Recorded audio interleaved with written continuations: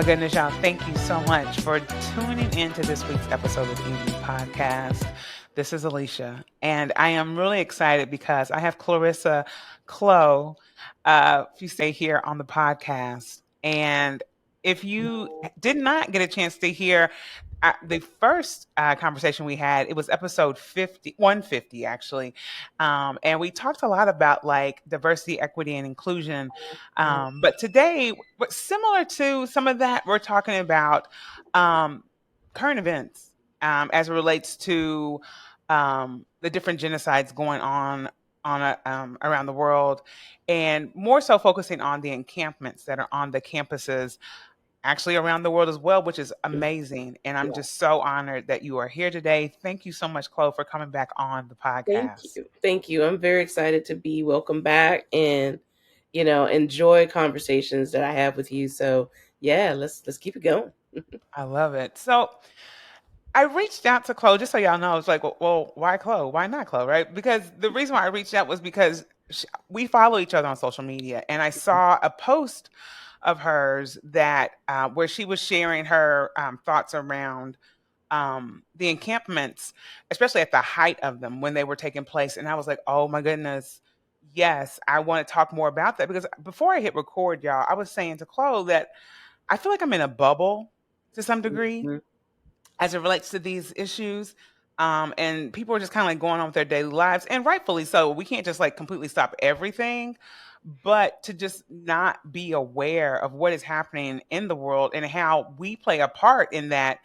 Um, for me, it's just, I just feel like I'm just isolated, and I'm just glad to know there are more like-minded people out there, and I want to educate people so you are aware of what is happening and make decisions that work for you and hopefully for the greater good, Yeah. you know? Yeah, absolutely. It's your point. Like the bubble is real. I think even, you know, I guess what I would tell people is that the revolution has always been going on. It Mm, just depends on when you become aware of its existence and how you plug yourself into it, right? So mhm. for take an example for what's happening in Palestine, what's happening in Gaza, what's been going on has been going on for 75 years. 75 years, right? Right. And I think to me as a personal example, like I was aware, but I wasn't aware, right? Like Right. I knew that there was some conflict, some tension between that area and just the Middle East in general, right? But like when you're looking at specifically between Israel and Gaza, we were always told, even at a high level in history, that there's some tension there, right? But it Yeah. never really got into the details because what we would hear a lot is it's complicated. That would Yes. be the cop out. It's complicated. It's very hard for you to understand. It's very nuanced. And that has been the thing for a while. And then what happened in October 7th and all the humanitarian crisis happened after that has, you know, effectively in many areas been ignored. Mm, And it took certain areas of social media, I would namely say TikTok, yeah. where there's a lot of first person accounting, like those who were in Gaza was showing exactly what was happening. And those of us, I talk in other podcasts around the importance of media literacy and Mm, how it does tie into our liberation, is that we really have to embrace critical thinking because the side by side was there. This is the time that it's been apparent. Like we'll say that this has been going on for 75 years. Now we're in an age of technology where communication goes far and bright and wide. We're able to talk to people halfway around the world right now, right. right? And so we're seeing one thing of first person accounts, but in our media, we're seeing something completely different, right? Yeah. And so that ties into how we go about our days because we kind of have some faith in the system, right? We kind of feel like if it's important enough for us to care about, well, the media is going to tell us. But Right. we tend to forget that all media has ulterior motives that necessarily doesn't tie to us being aware. And that is so true. And I was talking, I can't remember who I was talking to, but I was saying to them, it was someone that was around my age. I was like, remember when I would say like the early 90s, kind of mid 90s, when Desert Storm and all those different wars were taking place, and Hmm. how the information that was shared with us was like the narrative was painted as if we were going in and, getting rid of these weapons of mass destruction and, Hmm. all these different things. And I might be tying in the other war from the early 2000s, but the point of it is the Middle East wars that have taken place have all been we've been fed the narrative that it has been something where we are coming in to basically like save the day, right? If Yeah. it wasn't for us, these things, we could be, under terrorist attack at any moment, right? Hmm. And so, like you said, we want to believe the media, right? And I don't want to say that every media source is out here like quote, full out lying to us, but we have to, like you said, really critically think this through and be like, okay, what is really, factual and what is, basically saving face, Yeah. and figuring that out. You know what I'm saying? Yeah, exactly. Like we just got to be discerning, right? We just got to we're in an age now, especially when we're looking at AI. Like AI is a whole Mm, nother topic, but it's yes. terrifying what it could do and what it could produce in an age, in an era where media literacy is not that strong. We Mm, are very programmed now to be very instantly triggered by a headline or an yes. image without any other context. And that could be very problematic for all of us in order of trying to define what requires our attention and what things are kind of like shifting us, like manipulating us into believing another narrative. That's so true. And as you were saying that, I was thinking, particularly during COVID, I feel like that's where like you Mhm. said, those images and like two or three lines will kind of like have you like creating some type of scenario that might not even really be the true thing. Everything was breaking news, breaking Yeah. news. You know what I'm saying? And so it's like, oh my gosh, like this is like the worst thing ever or whatever it is. But the thing is, like, when you actually read through the article or actually hear the story, it's like, okay, it's probably something that's intense, but is it really something that is, I don't even know how to say this, but is it something that, like, based off what those 2 or 3 lines stated initially, is Mhm. that really the story? That's what I'm Right. trying to say. Yeah. Yeah. Yeah. Yeah. And so that contributes to our awareness, right? We're Mm, talking about awareness and why what are some of the factors why some of us just may not be aware of how uh bad or how what the degree of devastation that we're seeing when it comes to things about war and things about humanitarian crisis.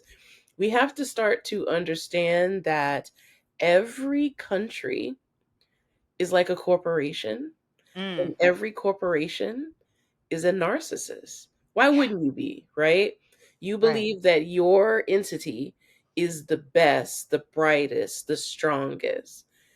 The problem with that is with every narcissist behavior, you're going to always paint yourself as the hero. There's going to Mm, be no time where you're going to take accountability like, you know what? It's my fault. I was accountable for that. Narcissism doesn't allow that. You're yeah. always right and you're always the hero. Yo, that did it for me right there because, I talking to my sister, we've talked about this several times, one of my sisters. And she's like, we were always told that we were the best. We were the best at this and that. United States is that country, right? Mhm. And basically everything that we do is for always for the greater good, right? Mhm. Because why wouldn't it be? And like you said, basically like, now having that mirror like basically turned around on you and be like, no, like really take a look and see what's going on. I think that's where a lot of people, and maybe I'm wrong, but I think that's where a lot of people are really having a hard time Yeah. with grappling with the fact that, not to say that we're not good or we're not like, doing well in certain things, but to say that we are the best, people are having a hard time realizing that not only are we not the best, we have been involved in some really horrendous things in this world, you Yes. know? Yeah, And how do we then deal with that and then do something about it, you know? exactly. I think a best way to put it is that America is going through a massive identity crisis right now. Mm, yeah, We are trying to figure out, we have been fed this idea from a very high point of we're the best, the biggest, the brightest, and we are a pillar of liberation and freedom. But in the inside, we're realizing that those things aren't really true. right, And the feedback that we get from the outside, before we used to be like, oh, well, they're just jealous and they're just blah. Now we're starting to realize, with the help of mass communication and social media, that the way that we view ourselves is not how the rest of the world views us. And they have receipts to prove why. right.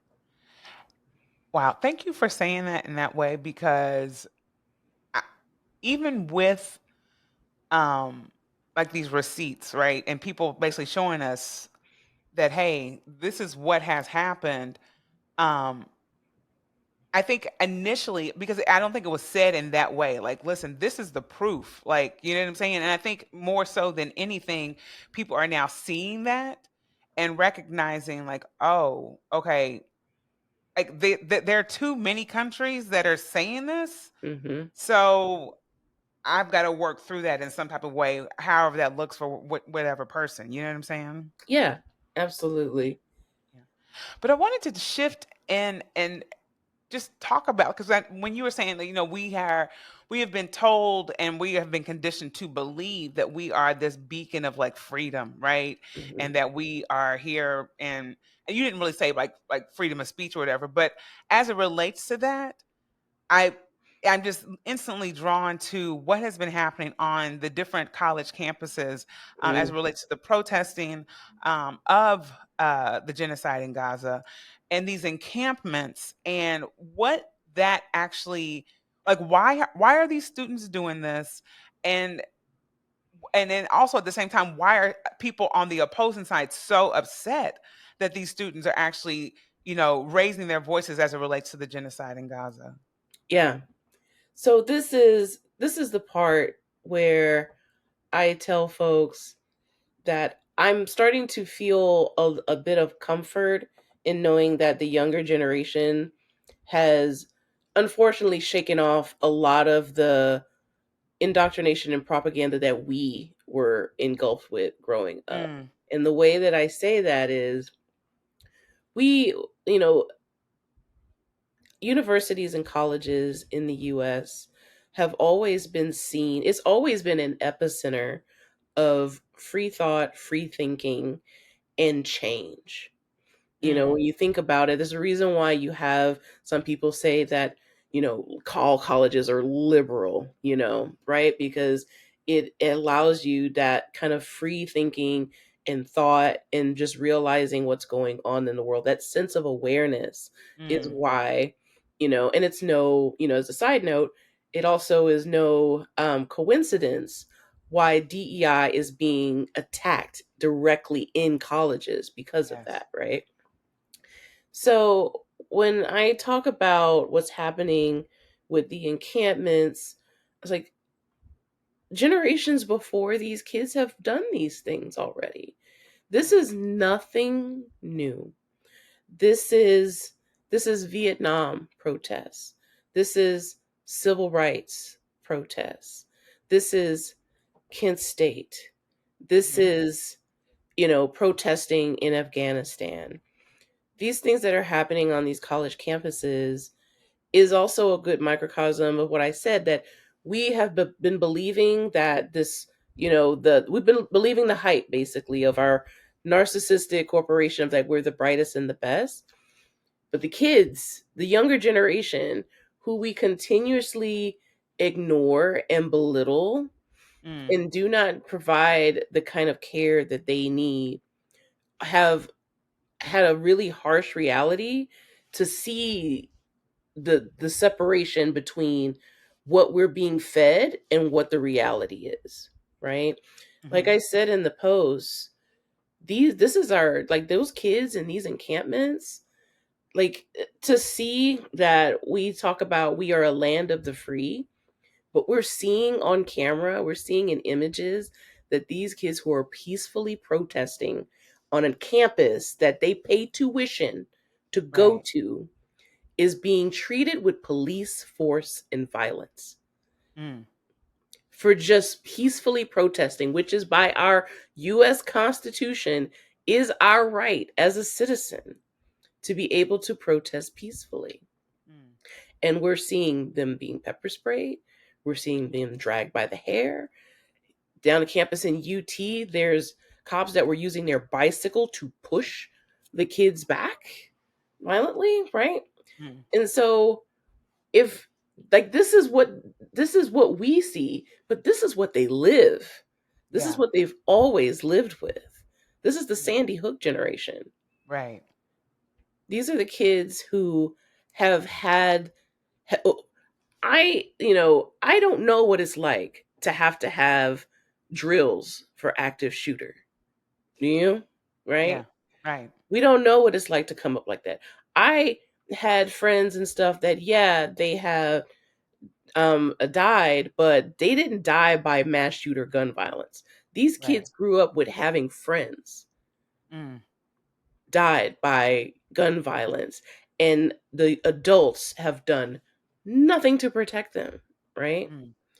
So when we look at what's happening in these encampments, we are seeing these kids doing what we taught them is that Right. the only way that you are going to make change is to do it yourself. Mm. That unfortunately your adults don't really have your back because some of us just have not been deprogrammed the way that they unfortunately had to be deprogrammed because they got deprogrammed by fire. Wow. Wow. And that point that you made in terms of like this generation being like that Sandy Hook generation, because I work in schools, like we have a lot of these different drills, like the lockdown drills and things of that nature. And as an adult experiencing it, I, not that I never thought about the kids because we've had different uh, faculty meetings around like the thoughts and feelings of the kids, and but to really like talk to the kids, like we've never done that part, right? Mhm. And so that really brings sheds a whole different light on it. The way you were saying that, I was like, yeah, like they have realized and they've seen this violence firsthand, and we continue to do this because of the gun laws that are in this country are so haphazard. It's just like, okay, well, I have to figure this out on my own. Yeah. And it's beautiful to see the kids doing what they do, but at the same time it's heartbreaking because it's like these are the moments where you're trying to figure out your life, who Yeah. you are in this world, and how you basically like fit in. So it's like you said, it's been going on for years in terms of like the protesting, but the way what we're seeing in real time, it's disheartening because, like I Yeah. said, I feel like the kids are put in positions that they really shouldn't have to be put in. Did not have But to at the be same time, it's into. like their voice is so powerful because they are young and they, like you said, they have not been programmed in the ways that we've been programmed. Yeah. Yeah, absolutely. And I know, there's folks that will say it and they'll be like, hey, well, that's good. The kids are all right. But I asked them, you know what? They would be better if we were standing with them. Mm, They yeah, would be a lot more better if we were standing with them. right. And I look at these encampments and I see these kids standing up and fighting for what they believe with. And I just wish that people would actually take a step back, even those who have not been well versed into what's happening in Gaza, Mm, to just look at what's happening with the encampments. You're seeing these kids, they're protesting a genocide. They're protesting mass killing of mm, people, of children. Over 34,000 people gone. right. And they're getting pepper sprayed and treated with state sanctioned police violence for standing up for something like that. Now, think about that. Like, you might Mm, not even have to have all the other context, but just think about that. For you to stand up and say, hey, I do not support my country contributing. And I don't not support, and for these kids, a lot of them are focusing on asking for divestiture Yeah. from their university. So just like we are saying, I don't want my tax money to be contributed to the genocide of a people being eradicated, these kids are saying the same thing. I don't want our tuition money, the money that we have been paying to this institution, to be used to fund a government that is occupying and devastating another country. Right. And thank you for bringing it around to the idea. I mean, to the point about divestment, because I think some people aren't really clear about what students are fighting for as it relates to divestment. So, if you could, like, based on what you know, what is actually considered like divesting from like places like Israel, as it relates to college campuses, and like why are we even in that position in the first place? Whew, yeah. All right. So let me see how I can break that down a little bit. So let's think about, let's put this in a concept of what we call BDS. It stands for boycott, divestment, and sanctions. Mm, So it's an ideology that is a movement that says that we who exist in a capitalist society, the way that we can use our voice, the way that we can protest, is to cut off funding and capital from an entity that is not behaving the way that aligns to our values, right? mm, So you can do this from a number of ways. You can boycott, which is what a number of people have been doing with, places like Starbucks, with McDonald's, because we know that they actually send money and invest in Israel government. So you not contributing to their growth of the company essentially helps cut some of the capital that's being used. So that is the boycott, is you're just not buying it. You're just not right. buying from that space, right? And then you have divestiture. So divestiture is, well, in the concept of universities, so what most people might not know is that universities benefit from endowments, right? So Yes. that's money that's being contributed to them, that's money that's part of tuition. And what they do is they take that money and they reinvest it in other areas that helps continue to grow capital for the university. Think of endowments like a 401k for the university, right? Okay. Yeah. So what you can do is you can take this endowment money and you can invest it in different corporations and different opportunities and send that money, and that hopefully builds profit and growth to your endowment, which is your big 401k for the university. So divestiture is saying, I we do not want our endowment money to contribute to a government who is not aligned to our values. This is what happened in the 1980s with South Africa. South Yes. Africa was an apartheid country, and what college campuses were doing around the US and parts of the world was divesting or protesting to divest from any kind of support and investment that goes into South Africa country. And that is a way that you help cut capital that hopefully is a term of protest and makes them change their tune, hopefully.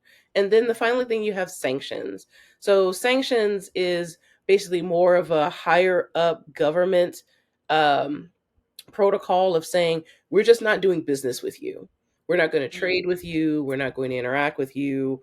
We're going to put sanctions on you to where you get cut off essentially from capital and investment in working with us.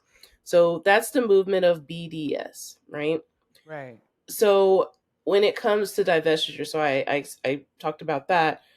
What these kids are asking for is that, like, they're saying, I don't want this money to be contributed to an organization or a government or a country that is doing this, that is performing a genocide Mm, live in our face. right. Right. And thank you for like breaking that down like that because one, I didn't know BDS. I had no idea about that. So thank you so much for sharing that. Um, because for me, I was just like, Absolutely. why are we, or not we, but why are these universities so invested in Israel in this way? But then as I started learning, different campuses also have, I guess, like almost like an exchange program Hmm. for students from Israel. I don't know if it's like where American students can go to Israel, but from what I know is that like, and I could be wrong, so correct me, please. Yeah. But from what I gathered is that students from Israel could come here, receive education, and I don't think they're paying for that, correct? Correct. So there are a number of exchange programs. I think what makes this situation with Gaza and our ties to Israel is starting to unwrap. And it's a Mm, good thing, right? Because I think we didn't really pay attention as much. But right, because of this conflict, it's asking us to question why do we cape for another country like this so hard? right. And when we're talking about BDS, it's very interesting. Anyone who's listening to this podcast, I want to give you a homework assignment. I want you to look up in your state if you have any anti BDS laws on the books. Mm, Because this is what I tell people, that there are stronger ties between the US and Israel than we had essentially been taught and what we know. But what we right. do know is that the U.S. has a very strong investment in Israel, and that's why we see the country interconnected with a lot of things that impact us. They have a lot of exchange programs in colleges. There's a program called GILEE, GILEE. I can't, don't ask me what it all stands for, but essentially, it is an exchange program between their military and our law enforcement, Mm, where our law enforcement trains with the Israel Occupational Forces and learn about their tactics. And what wow, do they use in their tactics? They test and use those tactics on Gazans and Palestinians. wow. So that connection, it kind of makes you wonder. And Angela Davis has a book about this, about the ties to the Black Lives Matter movement and how it draws parallels between what's happening in Palestine. And that's not a coincidence, because Mm, our police force is being trained by that same occupational force. wow, wow, wow, wow. And the thing is, like, I read some information about that at one point, um, and I just didn't. You know, it's like you when you're constantly taking in so much information, you're just trying to process it all.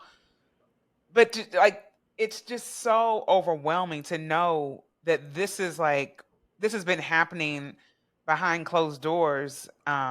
And I'm also wondering, does this also, and I'm asking it, but I know it, but I want to ask it because maybe people are maybe connecting more dots. Like as it relates to cop cities, um, is that also a part of this as well, where cop cities are connected to these trainings as well? So the thread that people can follow is with the summer of Black Lives Matter protests. Hmm.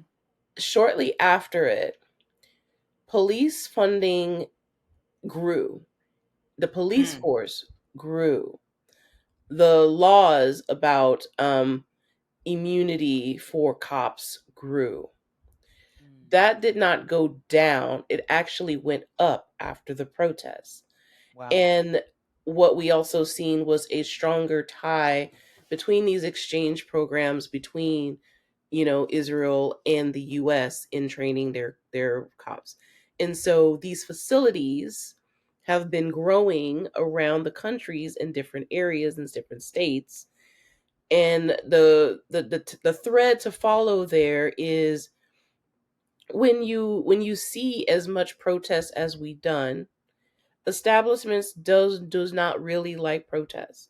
We don't Mm, like the idea of unifying in that way. It's scary to those who are in power, right? Yeah. Say all you like that protest is part of our heritage, is part of our culture, is part of who we are as a country. But as long as we're not making change, but just protesting, the powers Mm, that be are going to be fine.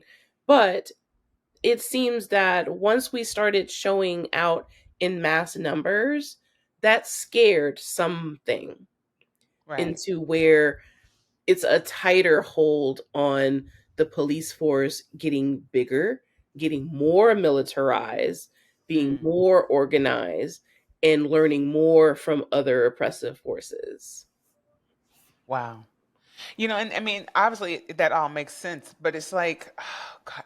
I guess for me, because I'm such an optimist to some degree, and I just want to always think that things are just going to be, and I still feel like Mhm. things will get better. Um, and I just always want to see the good in situations. But I mean, right now it's been pretty hard, right? Like it's Yeah. been hard to do that, especially learning all this information, right? Hmm. Like we were saying before when we first started talking, like having that mirror turn to you, like, look, this is y'all. Like Yeah. Yeah. Like, maybe it's you. Maybe you're the common denominator in this. it's just so intense, all this information, right? Hmm. And so for the kids that are still able to have their encampments, even before I say that, I've seen that some schools have actually taken the charge and have started the process of divestment. Yeah. Um, and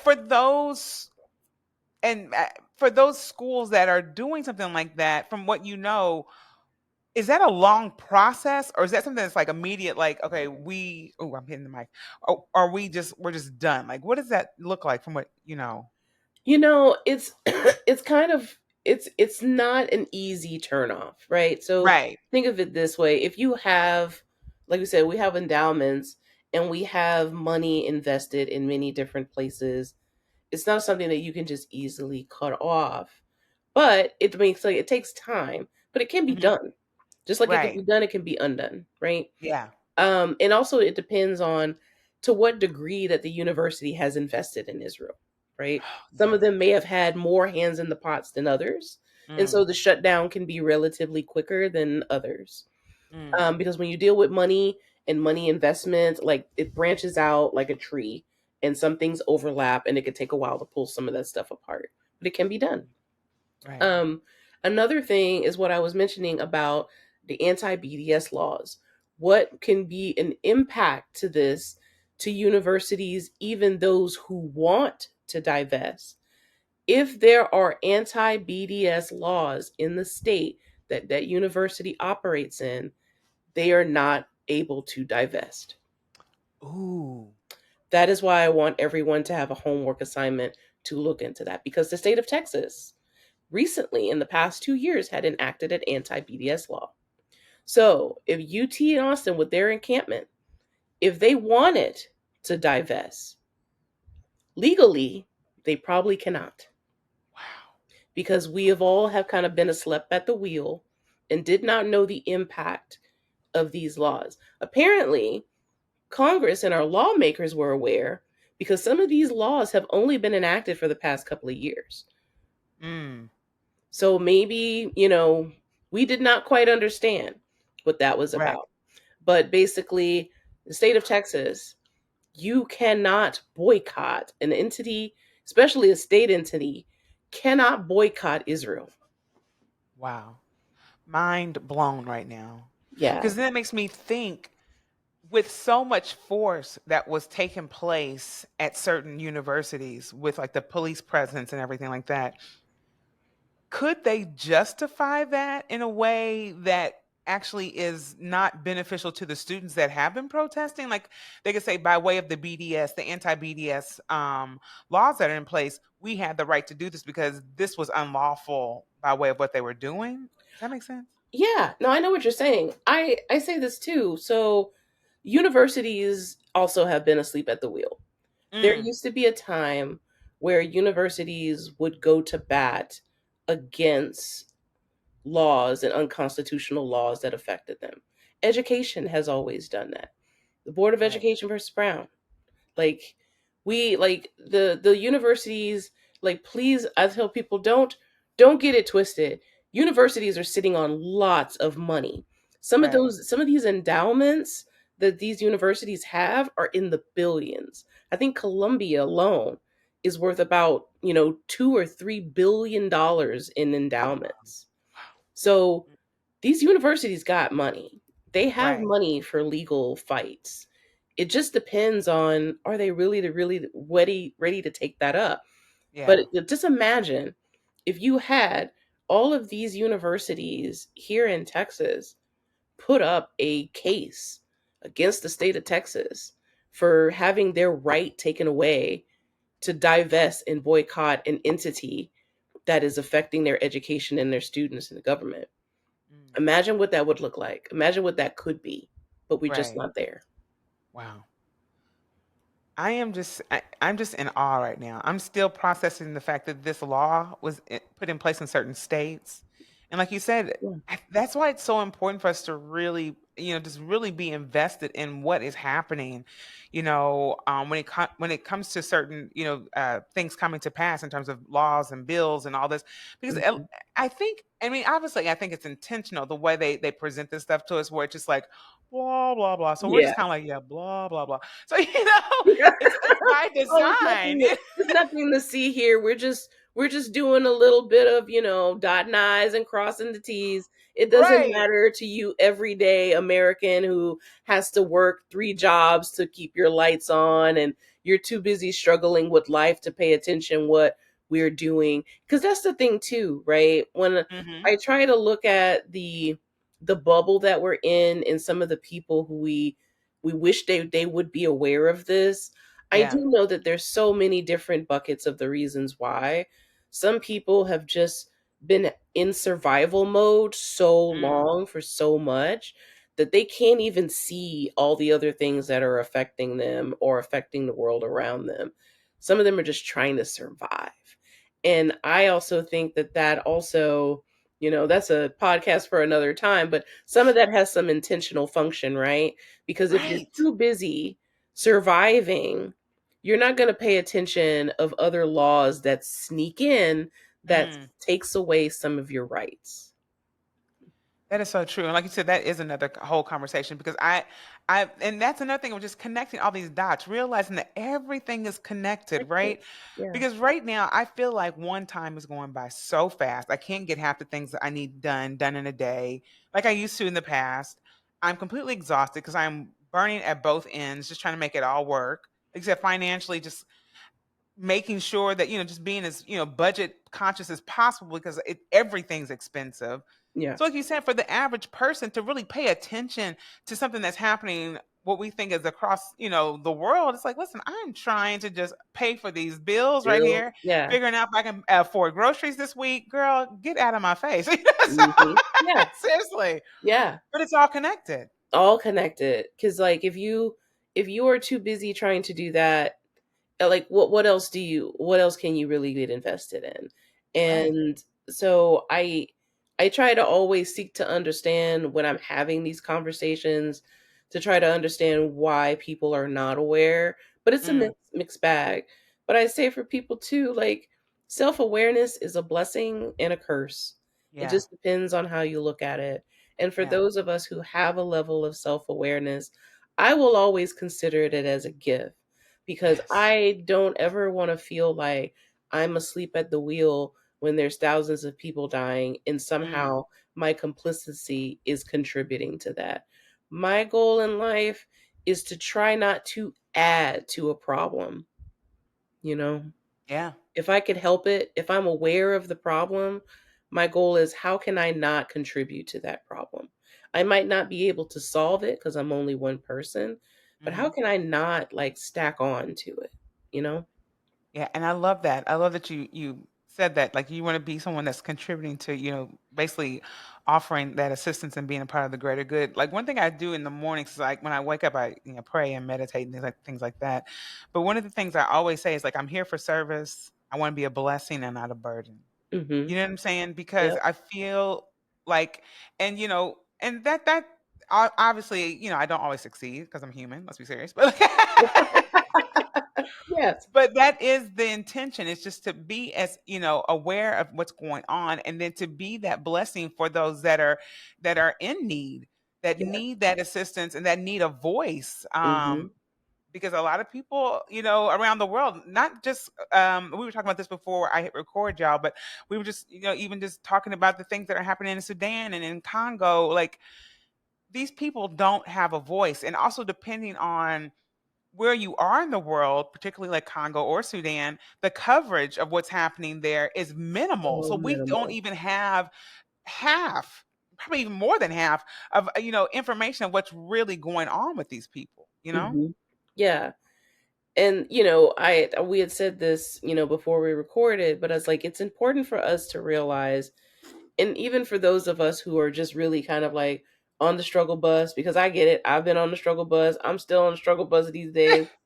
Yes. But I say gratefulness is also a really good important piece of our Mm, healing and understanding about the world.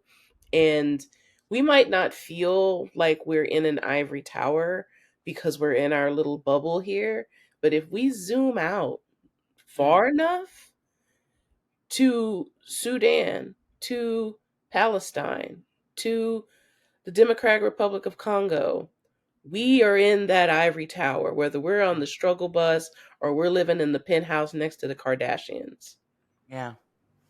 And it's so true. And I love that you brought that back up again, because you had mentioned that before, before you before I hit record, rather. And I'm glad that you brought that around, just to share with people, because yeah, our struggles, they're valid, like hands Yes. down, like not taken away from what you're going through. But like you said, once you pan out and you really see what's going on in the world, it's just like, okay, wait a minute. Yeah. This is ridiculous. Like, how are humans being subjected to, this crazy labor that's, that you're seeing, like in the Congo Yeah. and also in Sudan and even in Palestine as well. Like, Hmm. and just even just the treatment of people in this manner. It's like, how evil's not even the word. Like, it is just unreal that people are okay with actually, you know, charging people to do something like that. Not even charging, because they're not. Well, I shouldn't say charging, but just requiring people to like work in conditions like this, not get paid, and just put themselves at risk. Yes. And then also just every day you're waking up, like if you're in Palestine or if you're in a war stricken area, you don't know if this is your last day. You're constantly hearing about, like, this is wild. And for people to justify that, it's beyond me. It's Like, beyond it's me. literally beyond me. So going back to, the college encampments, that's the thing, right? Like these kids, like I think when it comes to protests, America has a problem with being consistent about it. Mm, Because if I was to play footage of what's happening on with the encampments and then play the footage of what happened in Charlottesville several years ago, yes. Thank you. it's very interesting how the treatment of the protesters are different, Mm, you know? And it doesn't even matter, like even if we took away what, one set of protesters believed in versus another, the fact of the matter is, if they were both peacefully protesting, why is police force only used on one? right. Right. When there was like when they were marching in Charlottesville, saying anti-Semitic things as they are marching, Right. I did not see footage of the police pepper spraying them, Right. beating them, using their bicycle to push up against them, trying to drag them off of the campus. Yeah. Didn't see any of that. And so I just want people to just realize that when we look at the Constitution and our rights about our right to free speech, our right to protest, our right for peaceful assembly, the identity crisis that America is dealing with right now is that a lot of people are waking up to realize that there is an asterisk next to each and every one of those rights. That asterisk says it's a caveat. It might be for you, it might not look for someone like you. but Mm. it's valid for someone like them. Wow. It might be valid for someone like those folks, but not valid for someone like you. Mm. Wow. Thank you. Thank you. Thank you. Chloe, this was amazing. And I literally could talk to you about this all day long. But before we go, I wanted to ask you, for those that are out here that are listening and thinking, like, what can I do? Right? Like, is there something that I could do as it relates to helping the students on these campuses, or even just raising my voice as it relates to these different issues going on in the world, whether it be Palestine, Congo, whatever? I mean, it doesn't have to be anything huge, but just some people are just lost, you know? Yeah, I was there too, you know. So the two or three things that I will offer is one, to try to get educated because knowledge is power. Mm, What I hear a lot in every conversation that I have a lot of uncomfortable conversations with people being in the anti-racism space. A right. lot of the hesitance for folks is afraid that you're going to say something wrong or say something inaccurate or uneducated. You have to build your literacy on a topic so you can feel comfortable about speaking about it. So I would Mm, suggest, like we talked about the BDS movement, right? So you probably want to look up the bdsmovement.net, and it will tell you about the entire movement and how to get involved, and also what BDS means and how they're doing boycotts in different areas and situations. The next thing that I will say is when it comes to supporting the students on these college encampments, is a couple of things that you can do is when there are news articles, and this is something like very low hanging stuff. Okay, I'm giving y'all very mhm, low hanging fruit homework. When you're on social media and you run across an article that talks about the college encampments, pay attention to the difference between how some of these media tell the narrative of them, right? mm, That's some of your homework, to see the differences and ask yourself why. On the ones that you feel confident about, that are feeling is educating you, like those, do some service with the algorithm. Help bring those that right. good news, accurate news forward in other areas so people can also educate themselves about it. The next thing is, if you don't feel like you feel comfortable being on the campus, one thing you can do is get in touch with some of the organizers there, if you can, and also offer things like food, water. Some of these colleges are doing suspensions where these students who are suspended are not allowed to go back to their dorms.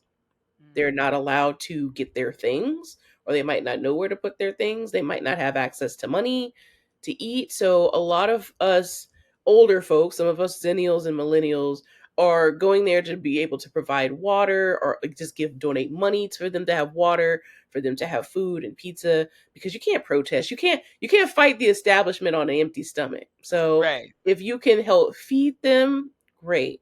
If you can help support them in any way, just make sure that they're not being ignored. Right now, one way that we can help fight for them is make sure that they're just not being just some bullet point in news. Like, they're fighting, they're protesting for visibility. They're putting all these numbers together so people will Mhm, pay attention to them. So let's just do that. Let's help people understand what's going on and pay attention. So sharing accurate, good news is part of a great media literacy homework for you, and start getting into the practice of serving the algorithm for that.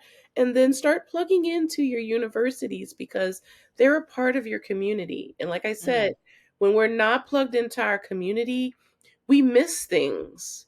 We miss things like BDS, anti BDS laws getting put on the books, or what's going on in anti DEI laws, which I'm dealing with in the state of Texas with state law SB 17. You mm. know, those things can slip under when you're not paying attention to your community. Thank you so much. Thank you, thank you, thank you. And I am definitely going to do those things because, like I said, a lot of that stuff, I mean, especially the BDS, I had no idea about that. So thank you so much for shedding light on that, because then Yeah. that really then allows us to figure out how we move forward, knowing that these things are in place. Uh, Exactly. Chloe, this was awesome. Thank you, thank you, thank you again. You are a blessing, seriously. Thank And you. everything that you've shared with us, I'll have it in the show notes. And if you guys want to get in contact with Chloe, let them know where they can find you on social media or email or websites. Take it away. Of course. Okay. So I do a lot of life coaching. I do life coaching for budding activists. So if you have a goal or a wish to be more of a stronger activist or advocate, I do life coaching at lifecoachclo.com. And if you're in the business or an organization that wants to help your organization be stronger in diversity and inclusion and make sure that your workplace or your organization is treating its citizens and its folks fairly, you can get my services from inclusion.logic. So that's inclusion.logic.com. Awesome. Oh my gosh. Thank you so much again. And y'all, thank you for tuning in to this very informative uh, conversation. I couldn't even think of the word. I'm just like, my brain is churning, like, what to do next?